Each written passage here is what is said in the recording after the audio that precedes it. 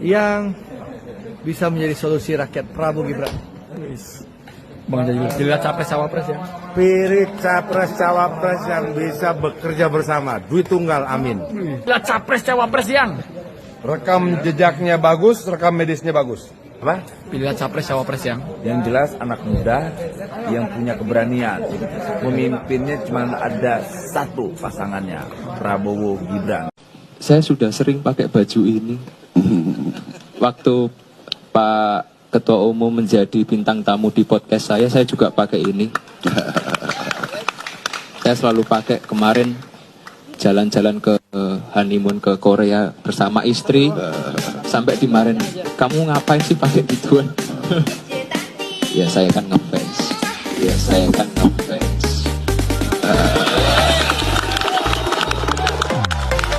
Sampaikan apabila diberi kesempatan untuk memimpin akan melakukan maksimal. Pernah satu mobil saya sama beliau, bilang Pak Iwan, saya ini sudah tua, umur saya sudah 72. Kalau saya diberikan rezeki dari ridho dari Allah tahun depan itu jadi presiden, umur sudah 73, 5 tahunnya 70 sudah tua, dia bilang. Tapi saya ingin diberikan kesempatan oleh Yang Maha Kuasa atau dukungan rakyat, ingin memberikan yang saya punya untuk negara Indonesia. Saya sudah punya, artinya istri kan juga udah pisah tapi berbaik ya. Anak sudah dengan kehidupan sendiri. Kemudian dia materi cukup punya. Tempat juga, tempat pelatihan di Hambalang tuh hampir 400 hektar, 200 ya.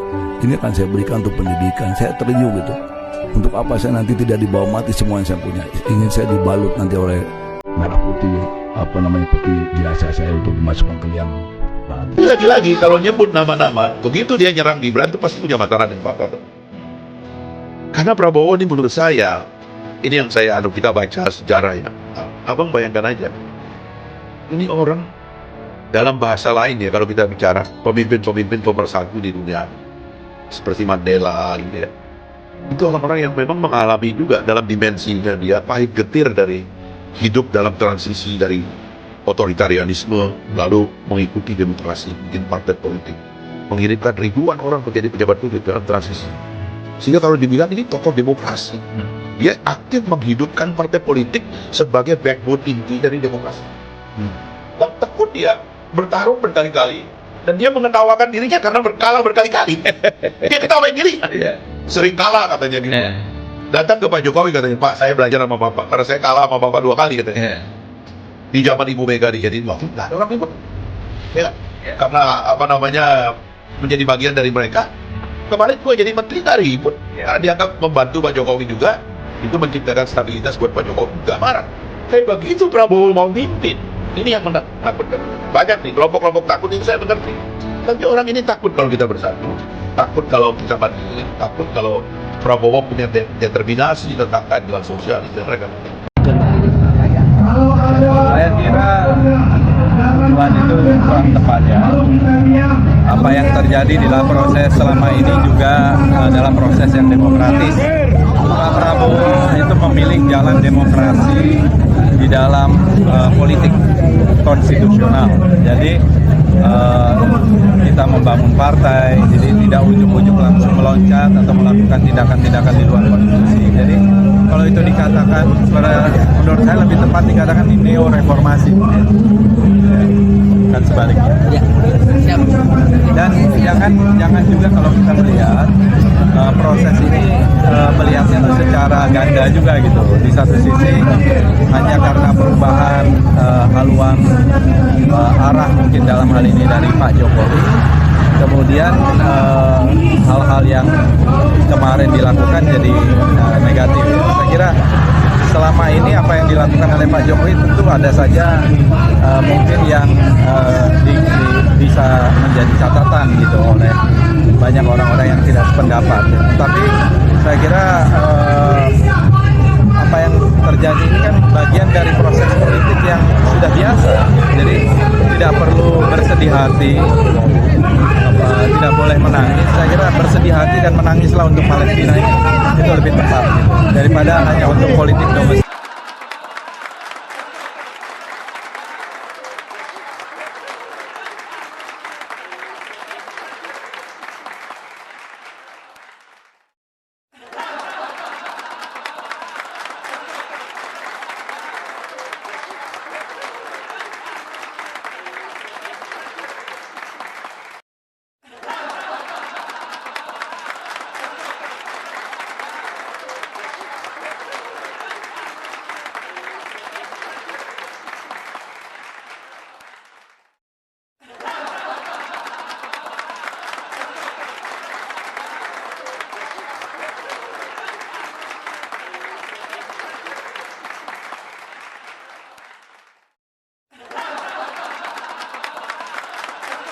secara resmi dan terbuka mendeklarasikan Bapak Prabowo Subianto sebagai calon Presiden Republik Indonesia dalam pemilu 2024. Do your best, berjuanglah sekuat tenaga, kita semua akan menyukseskan. Sebenarnya saya sudah pensiun dari politik, saya sekarang banyak melukis, banyak membina klub bola voli, tapi for you, saya siap turun gunung.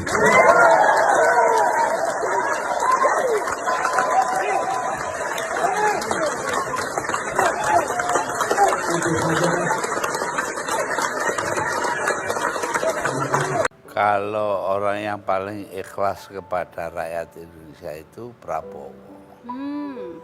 Ikhlasnya seperti apa, Gus? Ya banyak lah.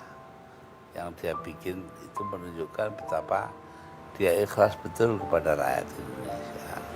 Prabowo itu kalau diantara politisi, mungkin orang yang paling loyal tuh Prabowo ya, Uni ya. Dia nggak pernah mengkhianati orang lain. Tipenya Prabowo tuh tipe loyal. Siapapun dia nggak pernah mengkhianati. Termasuk kepada janjinya. ABRI. Prabowo tuh gini, dia tuh merasa dirinya seorang satria. Gara-gara ngomong kayak begini. Dia merasa dirinya seorang satria, sehingga dia tuh rela jadi martir gitu loh. Contohnya untuk berkorban. waktu sebetulnya pada saat dia dapat keputusan dari DKP bahwa dia dinyatakan bersalah, dia kan bisa bisa membuka siapa yang memberikan perintah. Dia kan nggak pernah karena dia mikul dur menjaga institusinya ABRI, institusi kepresidenan supaya tidak ikut jatuh. Selain Pak Prabowo, yang dua lainnya pernah berkhianat nggak? Tanya ini lah. Pak Ganjar atau Pak Prabowo? Pak Ganjar atau Pak Prabowo? Prabowo. Boleh itu. Kami tunggu Pak, 2 jam 3 jam kami tunggu Pak. Tunggu semua kan? Semuanya siap untuk nunggu. Kalau PSI yang undang, pasti saya datang. Kalau PSI yang undang, pasti datang. Izin kami tunggu, Pak. Baik, saya datang. Siap. Ngundang calon presiden kayak ngundang temen. Mana nih yel-yelnya, ayo. Bapak Prabowo, Bapak Prabowo, Bapak Prabowo, Bapak Prabowo, ayo deklarasi bareng PSI. Bapak Prabowo, Bapak Prabowo, Bapak Prabowo, ayo deklarasi bareng PSI.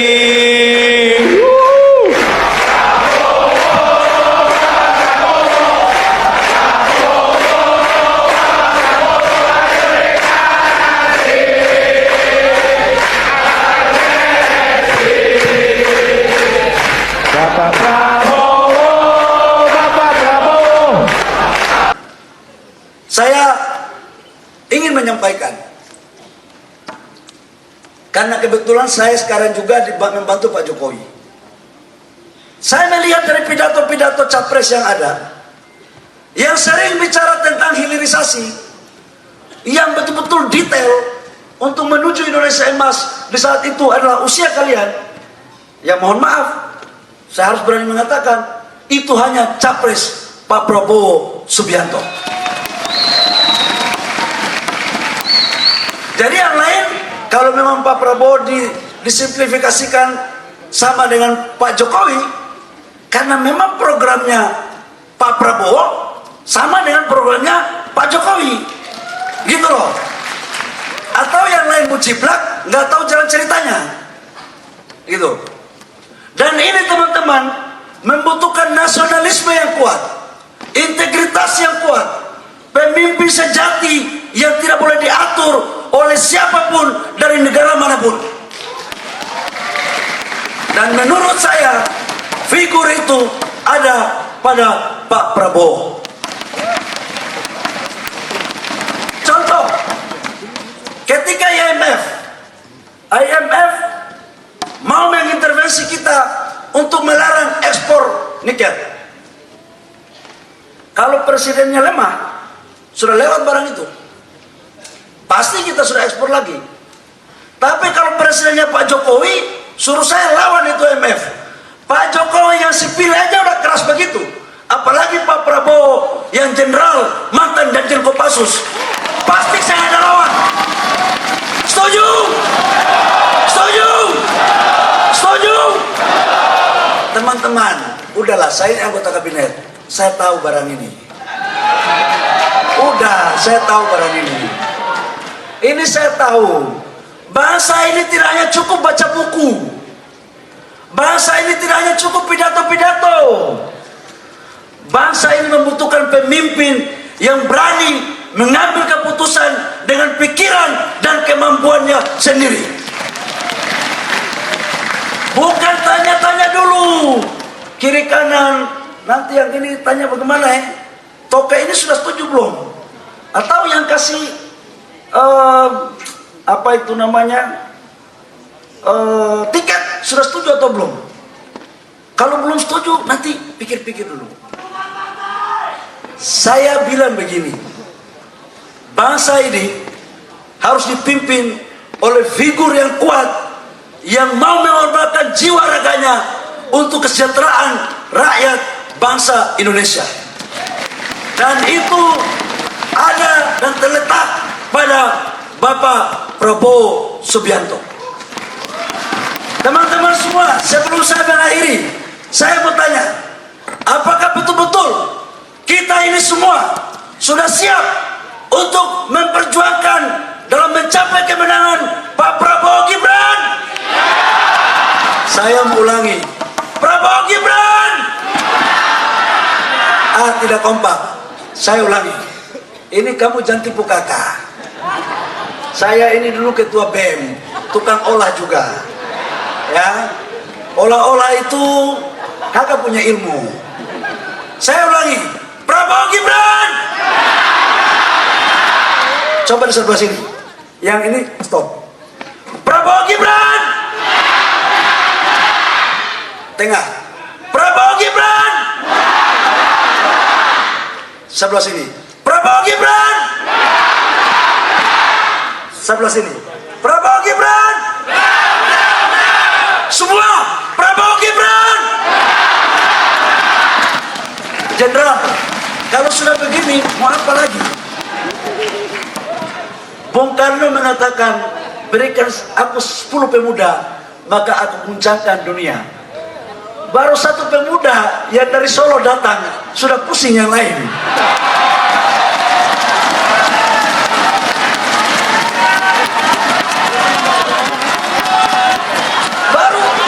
Baru dari Solo dikirim sudah pusing. Apalagi kalau saya kirim dari Papua, dari Maluku, dari Sulawesi, dari Kalimantan, dari Sumatera, dari NTT, dari NTB. Mungkin yang lain pikir, bagaimana Paten nggak? Paten nggak? Udah, saya pikir cukup. Pak Jenderal Prabowo ini ahli strategi, tidak perlu ragukan kemampuan militernya, diplomasi luar negeri, pengusaha juga, politisi juga. Jadi mau cari seperti apa lagi? Sudah kaya, nggak lagi mikir diri sendiri. Ya, saya aja sering minta duitnya gitu. Cuman kalau kasih banyak kita ambil juga gitu kan. Tapi kalau kita masih mencari-cari mikir perut, bagaimana mau pikir rakyat, bos?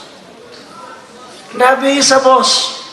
Pemimpin itu harus sudah selesai dengan dirinya sendiri, baru memikirkan rakyat dengan baik. Saya pikir hanya itu. Terima kasih Pak Rosan.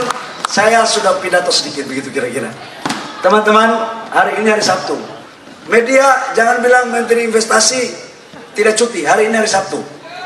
Ya. Ini hari Sabtu. Jadi itu Jenderal, anak-anak muda sudah siap untuk bersama-sama Jenderal dalam kompetisi bertarung menghadapi apapun yang terjadi untuk mencapai satu kata. Harus. Alhamdulillahirabbil alamin. Demikian, terima kasih. Wabillahi taufiq wal hidayah. Wassalamualaikum warahmatullahi wabarakatuh. Namun 2 menit saya minta teman-teman media tulis. Saya baru datang Jenderal, ada di media bicara tentang 3 periode. Katanya itu atas perintah seseorang. Saya mau sampaikan ya, yang ngomong tentang isu penundaan pemilu itu pertama itu namanya Bahlil Lahadalia. Buka itu di semua media. Dan saya tidak pernah diperintah oleh siapapun. Dan itu adalah ide dalam menanggapi hasil survei Burhanuddin Muhtadi di era pandemi. Kalau ide saya itu bagus, silakan diikuti. Yang penting secara konstitusional. Tapi kalau tidak, ya jangan dikembangkan, jangan dilakukan. Nah sekarang sudah terjadi, udah berlalu. Kok masih ada yang bicara bahwa 3 periode itu dari seseorang?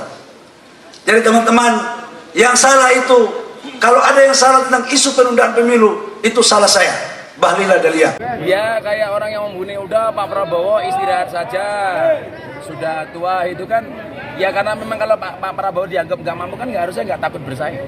Yang takut bersaing dengan mengatakan sudah istirahat saja itu ya karena mereka takut kalah gitu saja. Termasuk yang sekarang mengatakan Mas Gibran hanya menang karena dapat nama bapaknya. Ya nggak apa-apa. Gus, mana kaskan? Memang punya kapasitas ya Gus dalam konteks. Sangat-sangat punya kapasitas, sangat-sangat visioner dan mewakili karena bagaimanapun 56% pemilih kita adalah milenial. Akronimnya apa nantinya? Saya belum tahu entah nanti Prabu atau apa. Banyak dari kalian yang kecewa sama saya, ya kan? Prabowo pengkhianat lah, Prabowo ini, Prabowo itu, ya kan? Saudara-saudara, waktu hari-hari yang kritis, saya harus memutuskan. Saya melawan atau saya datang ke jalan daerah Menteng itu jam 1 malam tanggal 22 itu 21-22 banyak yang kena gas air mata. Ada anak 18 tahun lihat saya, Pak Prabowo, kami siap mati untuk Pak Prabowo. Saya turun, saya langsung, kau, saya tidak mau kau mati untuk saya, kau hidup untuk orang tuamu dan untuk bangsa Indonesia. Kita tidak boleh pecah.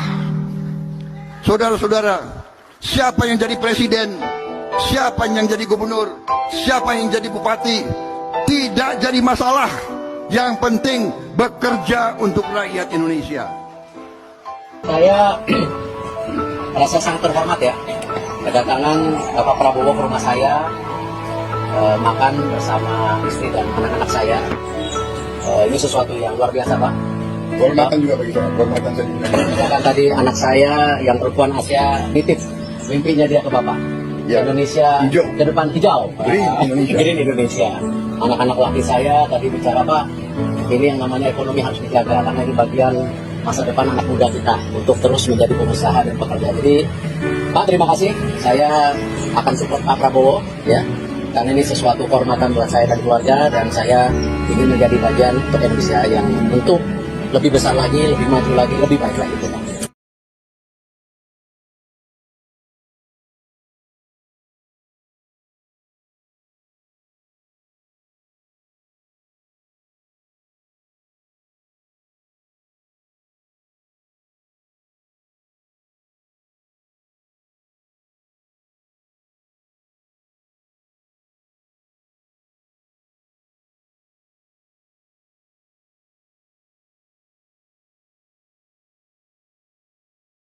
Beli gorengan dapatnya ramen. Ada Mas Gibran, calon wakil presiden. Ya. Assalamualaikum warahmatullahi wabarakatuh. Salam sejahtera, Shalom, Om Swastiastu, Namo Buddhaya, salam kebajikan, Rahayu. Yang saya hormati Ketua Umum Gerindra, calon Presiden Pak Prabowo,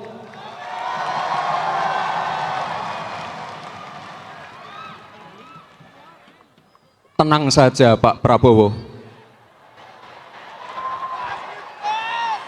Tenang saja Pak, saya sudah ada di sini.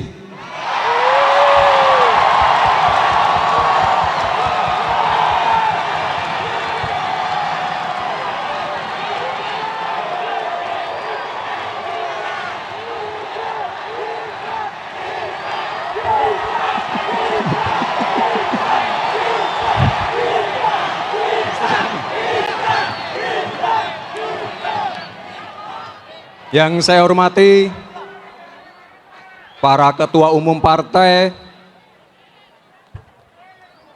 Ketua Umum Partai Golkar,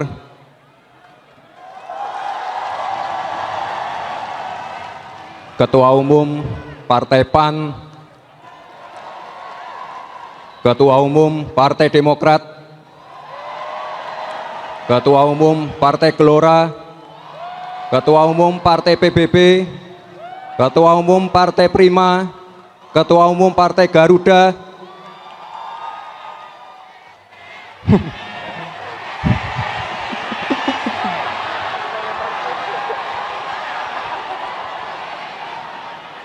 yang paling saya sayangi, Ketua Umum Partai PSI,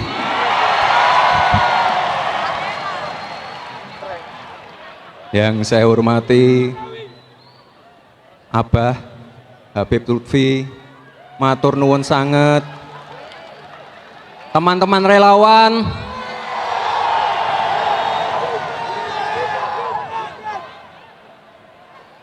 para senior, tokoh-tokoh agama yang saya hormati, luar biasa sekali.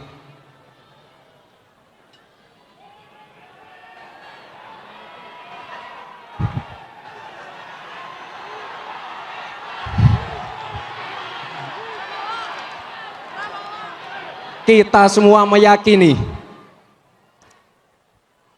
program-program yang sudah berjalan sudah membawa Indonesia ke pintu gerbang kemajuan.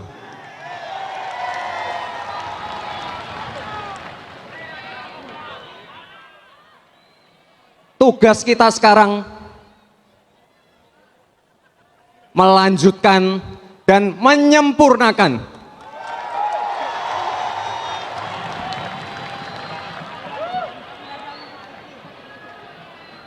hal-hal yang terkait anak-anak muda,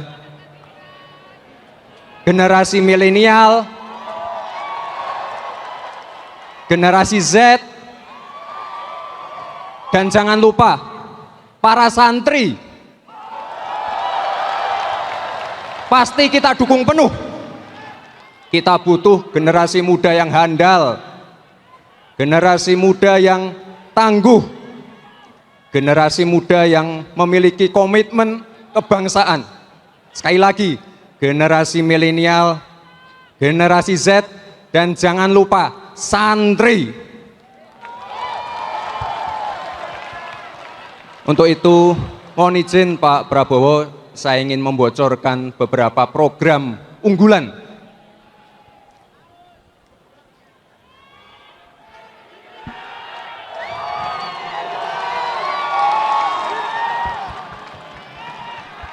dana abadi pesantren.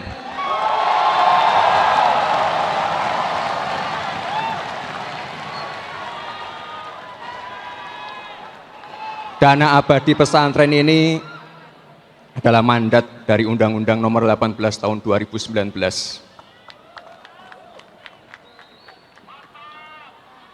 Sekarang sudah ada yang namanya KUR, sudah ada yang namanya kredit mekar, sudah ada wakaf mikro, ada kredit ultra mikro, nanti akan kami tambahkan lagi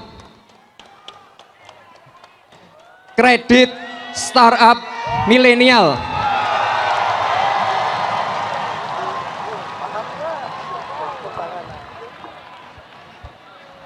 Ini untuk bisnis para milenial yang berbasis inovasi dan teknologi.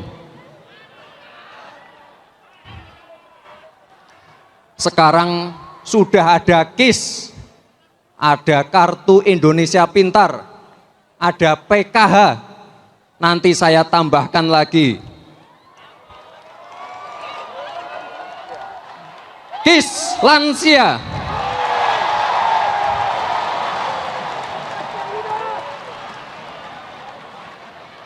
Ada satu lagi. Ada satu lagi, tapi ini yang bawa biar istri saya saja. Soalnya ini berhubungan dengan ibu dan anak. Ya.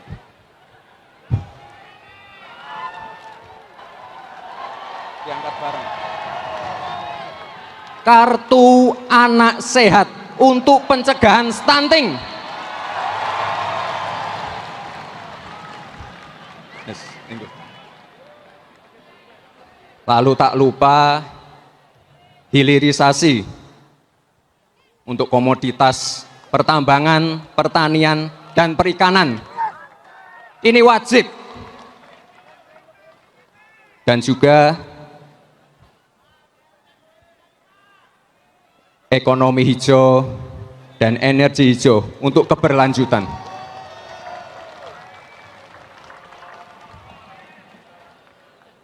Bapak dan Ibu sekalian, saya yakin keberlanjutan dan konsistensi adalah modal kita untuk melompat lebih jauh menuju Indonesia emas.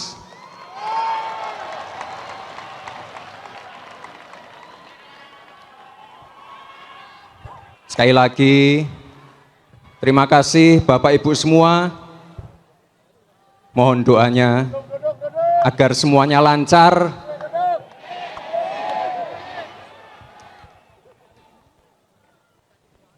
Dan semoga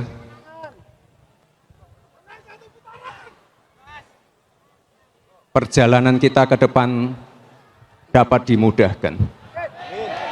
Terima kasih. Wassalamualaikum warahmatullahi wabarakatuh. Nah, ini kan yang nonton anak-anak muda semua nih. Ini bukan milenial, ini Gen Z semua nih. Ya, saya cuma takut. Ya, jangan sampai diksi-diksi seperti itu nanti membuat ya anak-anak muda seperti ini jadi antipati ke partai. Saya cuma takut itu aja. Ngeles apa jujur? Mas Gibran, tapi intinya saya respect ke beliau senior, ilmunya luar biasa. Mas Gibran, saya rasa ini sebuah statement yang bagus sekali loh. Bagus, karena apa? Ini sebuah statement bagaimana para senior, dengan seluruh hormat kita pada para senior, para politisi senior, itu juga penting untuk memilih diksi. Apalagi ketika itu tentang anak muda, jangan sampai kemudian itu membuat anak muda jadi antipati pada partai politik. Iya. Kita kan lagi gencar-gencarnya juga, Mbak, biar anak-anak muda yang mungkin masih SMA, pertama kalinya nyoblos besok tahun depan, jangan sampai apatis, jangan sampai golput, itu aja. Ya ini kan pasar saya semua ini.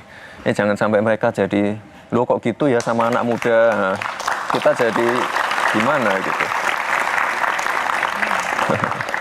CEO siapapun itu banyak kok sekarang yang umur 20, umur 30, lebih muda dari saya banyak. Dan mereka performnya oke juga. Tapi intinya saya banyak belajar dari beliau ya. Mas Gibran termasuk memberikan masukan itu enggak? Bahwa ya mohon dengan hormat yang senior-senior ini juga ketika menegur. Oh enggak, saya enggak. Saya hanya kalau diberi evaluasi ya saya jadi pendengar saja. Saya enggak berani membantah atau menyanggah. Enggak. ilmu saya masih dikit Mbak, itu aja. Dan kalau Ya. saya memang Ini udah stylemu lah, merendah terus. Kalau saya memang anak ingusan, ya nggak usah takut sama saya, nggak usah takut sama manuver saya, itu loh. Katanya ingusan ya udah, ya nggak usah takut sama saya. Saya nggak punya pasukan, saya nggak punya apa-apa kok. Saya masih baru banget. Beda dengan yang senior yang udah punya pasukan, udah punya suara. Saya kan masih baru banget. Dan sekali lagi saya tidak mewakili siapapun. Gitu loh. Sekali lagi kita nggak pengen anak-anak muda apatis, kita nggak pengen anak-anak muda anti politik, karena biar bagaimanapun ya masa depan bangsa ini ditentukan oleh anak-anak muda. Tapi jangan salah, PDI Perjuangan juga punya kader-kader muda yang bagus. Mas Budiman, karena nyebut partai kami tadi PDI Perjuangan. Oh, nggak jadi dipecat ya Mas?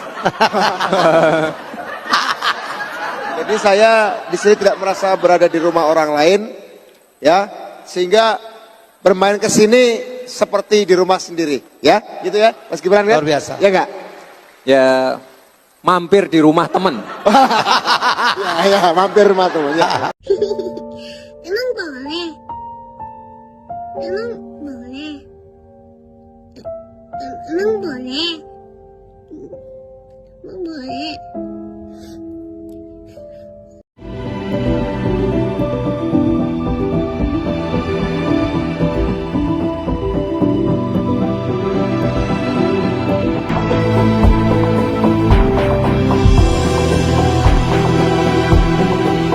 Mohon, kalau Anda cinta sama saya, kalau Anda dukung saya, jangan sekali-sekali berbuat yang negatif terhadap siapapun. Semua partai punya patriot-patriot. Luar biasa. Semua partai punya anak-anak bangsa yang cinta tanah air. Semua partai. Jangan sekali-sekali menjelek-jelekan siapapun. Itu benar-benar sungguh-sungguh permintaan saya. Sungguh-sungguh permintaan saya.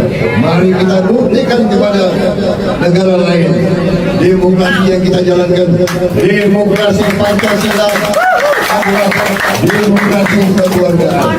Kita bersaing sebagai keluarga besar. Pak Ganjar adalah sahabat saya. Anies Baswedan adalah sahabat saya. Siapapun di Republik ini adalah saudara kita. Sekarang ini serangan-serangan di sosial media ini makin keras. Tidak perlu ditanggapi, kita tetap santai, tapi kita terus gerak di bawah. Jangan terprovokasi, jangan mau dipancing, jangan mau mengeluarkan tenaga untuk hal-hal yang kontraproduktif. Kita tetap turun ke bawah, kita tetap door to door, kita tetap mengadakan pertemuan-pertemuan, pertemuan kecil, pertemuan sedang, pertemuan gede, kita datangi semua. Sekali lagi jangan terprovokasi, kita tetap tenang. Tanya sama saya, Beb, gimana sih wakil presidennya masih muda? Saya jawab, kapan memberikan kesempatan generasi muda untuk maju ke depan? Kita punya Mas Gibran, itulah untuk mengangkat kaum pemuda ke depan sehingga menjadi Indonesia emas.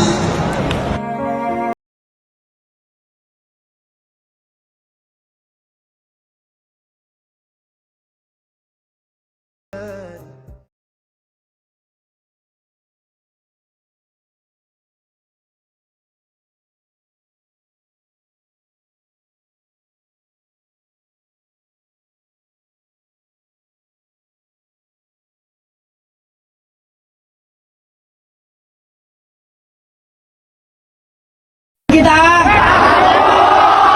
Ganjar